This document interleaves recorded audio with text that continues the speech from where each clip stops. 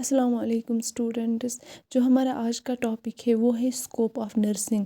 Scope of nursing ہم کسے کہتے ہیں؟ اسکوپ کا مطلب ہوتا ہے جو نرسز ہے ان کے پاس کون کون سی اپرچونیٹیز ہوتی ہے، وہ کون کون سے کام کر سکتی ہے فیوچر میں، ان کو کون کون سی جابس پرووائڈ ہوتی ہے، وہ سارا اسکوپ آف نرسنگ میں آتا ہے۔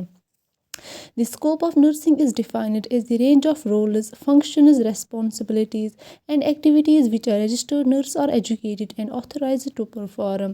جو scope of nursing ہے اس میں آتا ہے جو رینج آف رولز ایک نرس پرفارم کرتی ہے، کون کون سی فنکشنز نرس کرتی ہے، کون کون سی ریسپانسبلٹیز ایک نرس پہ ہوتی ہے، وہ کون کون سی ڈفرینٹ ایکٹیویٹیز کرتی ہے، جو اس رجسٹرڈ نرس کو ایجوکیٹ کیا گیا ہوتا ہے۔ آتھرائزڈ کا مطلب ہوتا ہے جس کو وہ پرمیشن ملی ہوئی ہوتی ہے پرفارم کرنے کے لیے، یعنی کہ ایک نرس کون کون سی ایکٹیویٹیز، کون کون سی ریسپانسبلٹیز اس کے اوپر ہوتی ہیں، کون کون سی فنکشنز وہ کرتی ہیں، وہ سارا اسکوپ آف نرسنگ میں آتا ہے۔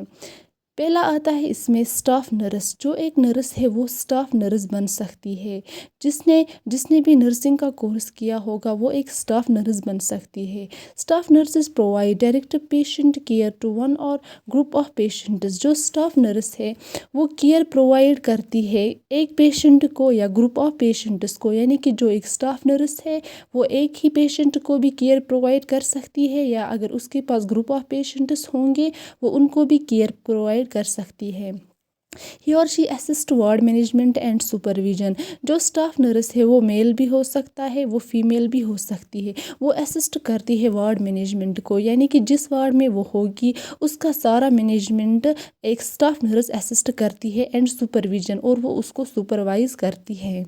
دوسرا ہے وارڈ سسٹر اور نرسنگ سپروائزر۔ جو ایک نرس ہے وہ وارڈ سسٹر بن سکتی ہے یا نرسنگ سپروائزر بن سکتی ہے۔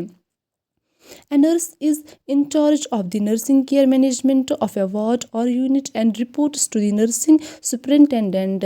جو ایک وارڈ نرس ہے وہ انچارج ہوتی ہے ایک وارڈ مینجمنٹ کی، یعنی کہ جو ایک نرس ہے جو بھی کیئر ایک وارڈ میں دیا جاتا ہے، جو بھی پیشنٹس ایک وارڈ میں ہوں گے ان کو جو بھی کیئر دی جاتی ہے اس کی جو انچارج ہوتی ہے وہ ہوتی ہے وارڈ سسٹر، اور اس کو وہ سارا کچھ جو بھی وارڈ مینجمنٹ میں ہوا ہوگا وہ سارا اس کو نرسنگ سپرنٹینڈنٹ کو رپورٹ کرنا ہوتا ہے۔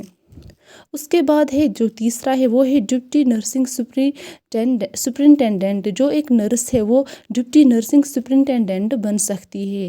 ہی اور she is responsible for nursing care and management of more than the ward اور یونٹ، یعنی کہ جو نرسنگ سپرنٹینڈنٹ ہے، ڈپٹی نرسنگ سپرنٹینڈنٹ ہے، وہ صرف ایک ہی وارڈ کے لیے ریسپانسبل نہیں ہوتی ہے، وہ مور دین ون وارڈ اور یونٹ کی ریسپانسبل ہوتی ہے۔ فار ایگزامپل اگر ہم سرجیکل ڈپارٹمنٹ کی بات کریں، جو بھی وارڈ سرجیکل ڈپارٹمنٹ میں آتے ہیں وہ سارے کے سارے ڈپٹی نرسنگ سپرنٹینڈنٹ کی ریسپانسبلٹی ہوتی ہے۔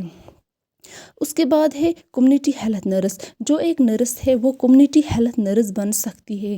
کمیونٹی ہیلتھ نرس کا کام کیا ہوتا ہے؟ Provide services primarily focused on reproductive child health, health awareness and hygiene۔ جو کمیونٹی ہیلتھ نرس ہے اس کی ریسپانسبلٹی کیا ہوتی ہے؟ جو ہماری کمیونٹی ہے اس کو اویئر کرنا ہوتا ہے، ہماری کمیونٹی کو ہیلتھ کے بارے میں، ہائیجین کے بارے میں، ریپروڈکٹیو چائلڈ ہیلتھ کے بارے میں، اس کو ہیلتھ ایجوکیشن ان کو پرووائڈ کرنی ہوتی ہے، یعنی کہ جو اس کا مین فوکس ہوتا ہے وہ ہوتا ہے کمیونٹی کے لیے، اس کا جو سارا کام ہوتا ہے وہ کمیونٹی میں ہی ہوتا ہے۔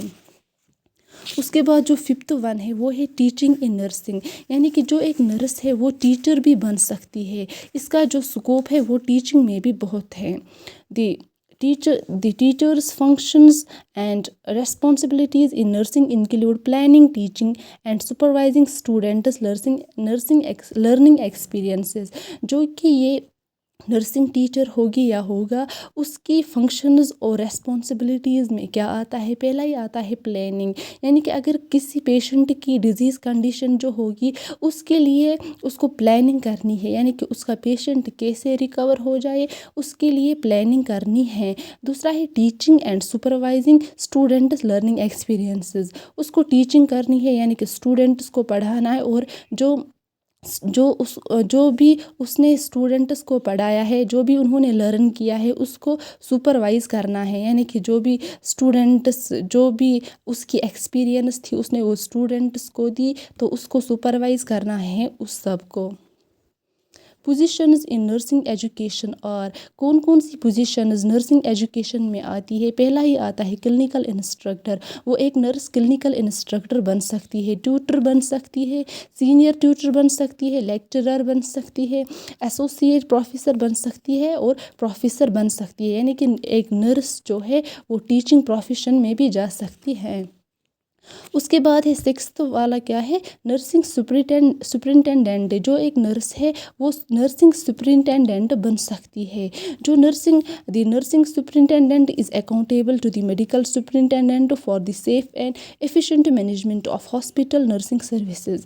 جو نرسنگ سپرنٹینڈنٹ ہوتا ہے اس کا کام کیا ہوتا ہے؟ جو بھی ہاسپٹل میں پیشنٹس کو کیئر دیا جاتا ہے اس کو سپروائز کرنا ہوتا ہے، یعنی کہ جو بھی وہ کیئر مینجمنٹ ہوگا اس کے لیے اس کو سپروائز کرنا ہوتا ہے۔ جو سیونتھ ون ہے وہ ہے نرسنگ سروس ابراڈ، یعنی کہ جو ایک نرس ہے وہ ابراڈ میں بھی کام کر سکتی ہے۔ Attractive salaries and promising professional opportunities have resulted in a significant increase in nursing services in foreign countries. جو نرسنگ کا اسکوپ فارن کنٹریز میں بہت ہی زیادہ ہے۔ جو ہماری نرسز ہیں ان کو بہت ہی اچھی سیلری، فارن ابراڈ میں ان کو بہت ہی اچھی سیلری ملتی ہے، یعنی کہ ایک نرس فارن میں بھی کام کر سکتی ہیں۔ اس کے بعد ہے ڈائریکٹر آف نرسنگ۔ ایک نرس ڈائریکٹر آف نرسنگ بن سکتی ہے۔ اے nurse is in charge of both nursing service education and patient care in a teaching hospital۔ جو ایک نرس ہے یہ انچارج ہوتی ہے نرسنگ سروس ایجوکیشن کی، اور جو پیشنٹ کیئر ہوتا ہے ٹیچنگ ہاسپٹل میں اس سب کی ڈائریکٹر ایک نرس ہی ہوتی ہے، یعنی کہ جو ایک نرس ہے وہ ڈائریکٹر آف نرسنگ بھی بن سکتی ہیں۔ اس کے بعد آتا ہے نرسنگ سروس ایڈمنسٹریٹو پوزیشنز، یعنی کہ بہت ساری ایڈمنسٹریٹو پوزیشنز نرسنگ میں آتی ہے۔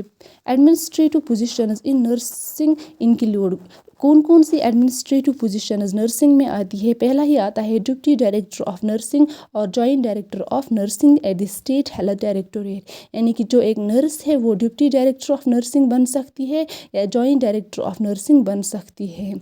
The nursing adviser to the Government of India is the highest administrative position in a national level۔ جو سب سے ہائیسٹ پوزیشن نرسنگ ایڈمنسٹریٹو کی ہے نیشنل لیول پہ وہ ہے the nursing adviser to the government of India. یہ سب سے highest administrative position national level پہ ہے۔ اس کے بعد ہے ملٹری نرس، یعنی کہ جو ایک نرس ہے وہ ملٹری نرس بھی بن سکتی ہے، یعنی کہ وہ ڈیفینس میں بھی کام کر سکتی ہے۔